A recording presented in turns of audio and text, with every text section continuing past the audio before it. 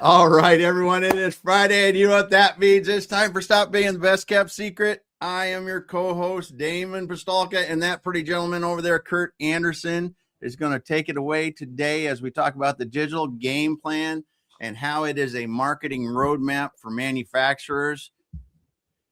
We're a little late today. I think we got in right on time. Did we get in right on time? These pet emergencies once in a while. We have pet emergencies once, poor little Louie. So yeah. All right, guys, happy Friday, everybody. Welcome to Stop Being the Best Kept Secret. My name is Curt, my dear friend, my partner in crime, Damon Pistulka. We are honored and privileged to have you here with us today. Drop us a note. Let us know where you're coming from. Love to hear. Connect with Damon. Connect with myself on LinkedIn. Yep. And we're going to take a dive into the digital game plan. And what this is a little software tool that Damon and I have created. And Damon, I'm super excited today. Like our new tool is actually going live next week, man. How do you feel about that? Well, I can tell you there are literally thousands of hours that went into this over the years. And then, because if you think about how many years it took to go, okay, what is it? What's really happening? And then you went together and you had a Google sheet that was doing it. And then that Google sheet's gone under, so much revisions and things to talk about, who your ideal customer is, what's your strengths and opportunities, and all the things that we have in the digital game plan. And then AI levered in on top of it. And we're like, oh, now what can we do? Yeah. And then the gazillion hours that we put in to go, how does AI fit into this? How does it help us be faster, both in helping the clients we have and then using what we learned there to develop the system. And now the product itself is leveraging all that knowledge moving forward. Yeah, super, super excited. So we're working out some last minute kinks, and we're going to be going live with it. Now we're going to be announcing it. We're kind of announcing it right now, I guess. Yeah, we're kind of announcing it now, but we'll bring it to the world. We're getting a sneak preview. So let's get underneath the hood. We'll take a look at how the digital game plan actually works.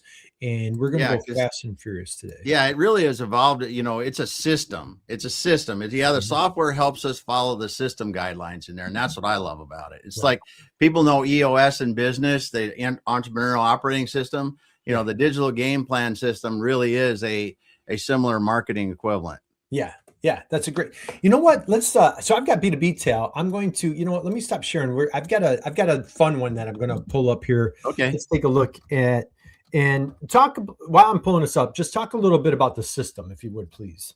Yeah, the system behind this all is really about clarifying your strengths and then identifying your unique value proposition through understanding where my opportunities in the market are and really diving deep into your customers. And we break them down into, because as you started it, Curt, we're baseball people. And we go singles, doubles, triples, and home runs, and break your customers into those segments, and then really dive deep in those customers and go, okay, what segment do we want to go after? Because they talk about this, right? It's identifying your soulmate or your ideal customer profile. Then you figure out segmenting your market and really dive deep in there. And then it helps you understand what can we do to help these people know more about us. Right. And what content can we create? How can we create referral relationships with what kind of places? It's just really cool how that system behind it is what gives the framework to the software. I agree 100%. And I'd say, like, looking back over my career, if I said, I've made, and I know people try to be humble and say, like, I've made millions of mistakes. Like, I'm not even being humble. Like, I've made millions of mistakes. Yeah. And I think one of the biggest is when you try to be everything to everybody. And I get so frustrated myself because I still find myself doing, we can do this, we can do this, we can do this.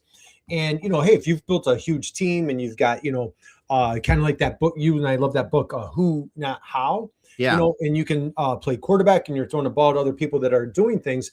But for our folks that are like the solo marketers out there or small manufacturers, when we try to be that everything to everybody, man, it just gets us into trouble every time. I think, anyway, that's just my experience. But. Yeah. I was just talking about it again with another company yesterday. It's like, listen, the more you can niche down in what you do and who you really do it for, the better you're going to perform with the work you do. Yeah. and the easier it is to speak to those people.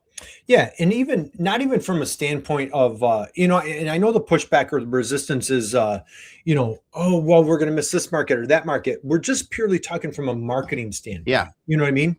And it's not that hey that this someone knocks on your door. Now, if we really want to discipline ourselves, there are times that hey maybe you should say no. Maybe it would be better to align this particular lead or a prospect to a vendor partner, a collaboration partner, because maybe it'd be more in their wheelhouse. But let's dive into an example here, Damon. I know I'm kind of so let's. I think what you're saying though with these examples, it really is interesting because you can see by going through this process and following the system who your best fit people to work with are, and you'll know why.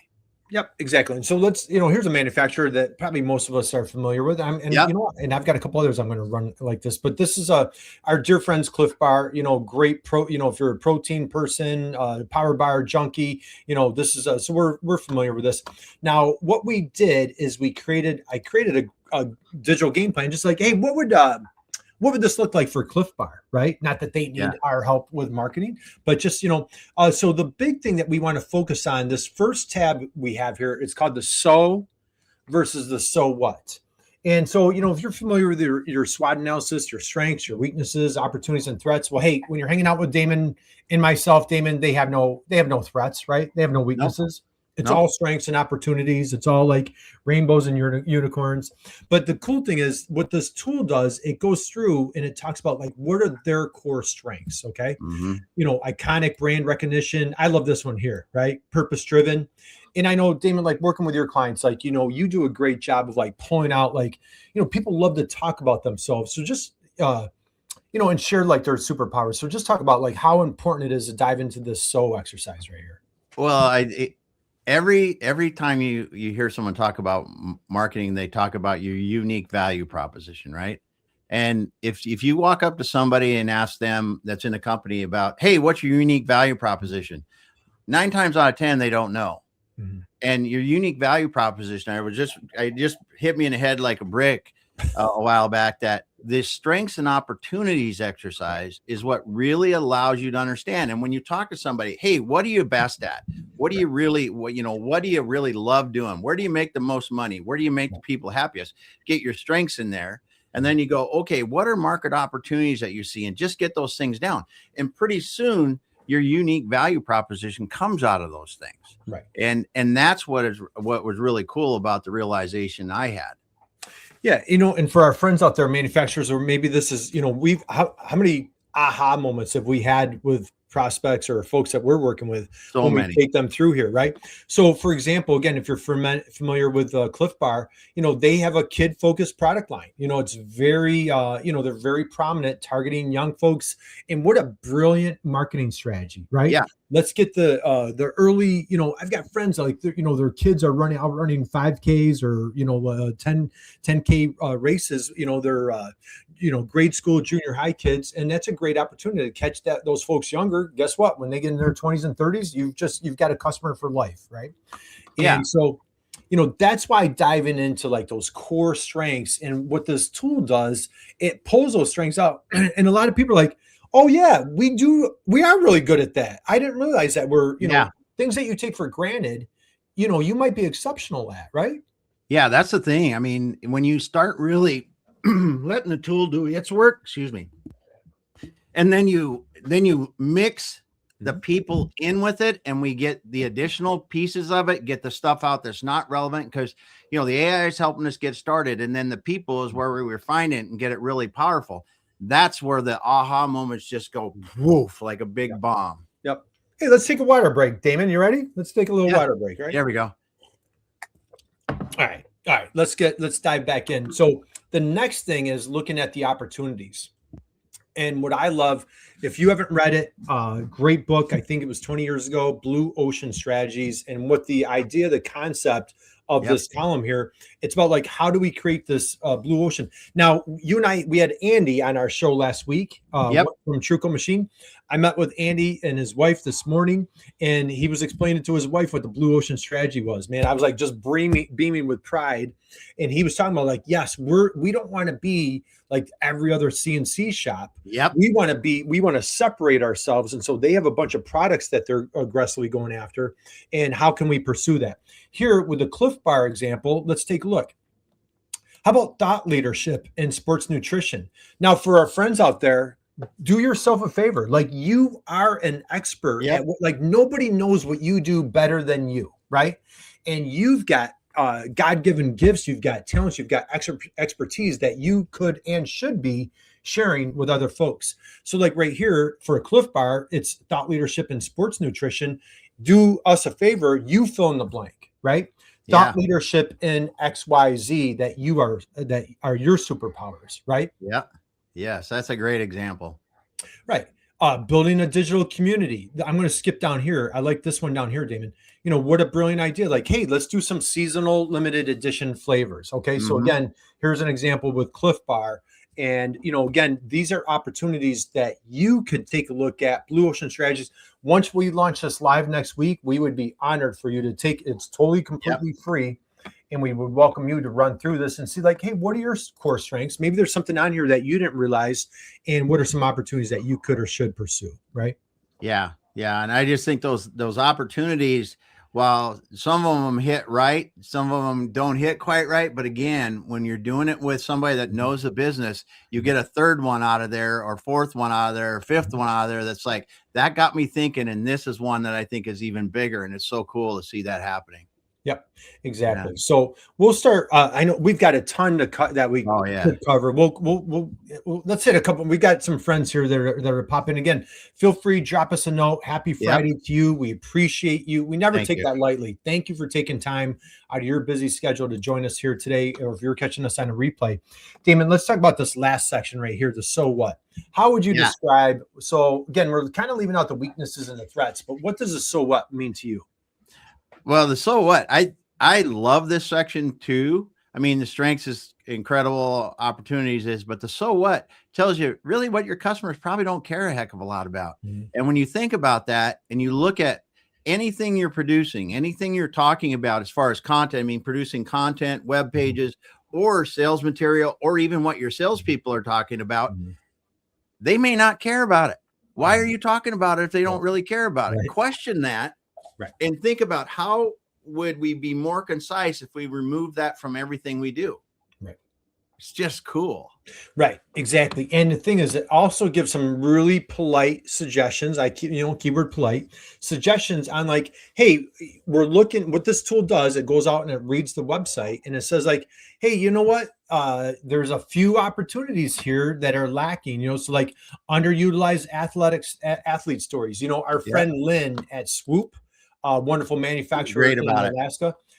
I think she does one of the best jobs of sharing her customer stories, So customer stories. I just got off a call with a client previously. We were interviewing one of their vendor partners, and this woman was absolutely hysterical. She was raving about testimonials about how great this manufacturer is. Nice. So I mean, like, get out there and get those customer stories, those customer testimonials from people. And then one down here that I wanted to show, it had static website experience. That's even like our smallest manufacturer. There's different things that you could potentially do. Is you could do one of our favorite words, Damon, configurator, right? Yeah. You could have a configurator, let people get on there and like build their own product. You could have a survey. You could have a community. So, I mean, there's a lot of different things. And we see a lot of our LinkedIn friends that are doing these types of things. And again, these are polite suggestions that, I know Cliff Bar is absolutely crushing. Cliff Bar does not need us telling them what they need to do. But again, just in the spirit of this is how this tool works is what are you absolutely best at? Where are there potential, keyword potential, blue ocean opportunities? And what are some things that are areas of improvement, right? Yeah. This is a great start with the digital game plan system because it really allows you to clarify and, hey, what are we going to talk about and what's our best opportunity here? Right. Exactly. And where our unique value proposition comes out of that. It's so important. Exactly. So each tab has a different element Yeah. of like segmenting customers. This is you know what, Damon, let's spend a minute on this. All right. Let's spend a minute on we have this tool called rounding the bases. You were talking about it earlier. So for our friends that just joined, again, talk a little bit about segmenting the customers here. What does this look like? It usually, when you talk about, like I said, we have singles, doubles, triples, and home runs. It usually is like, okay, a single is a customer, but they might not be a real regular customer. It might be small, whatever the right designation between these are. And a lot of our customers use dollar figures, right? They go, okay, this is this, and goes through them. But then we really get a look at who are some of those, and who is it really a segment that we want to go after. I think that's the most value that we see with clients. It goes, hey, we got this customer A, B, C, and D, but we really want to have more C. And that would be a triple in our case, because they love what we do. We love doing the work.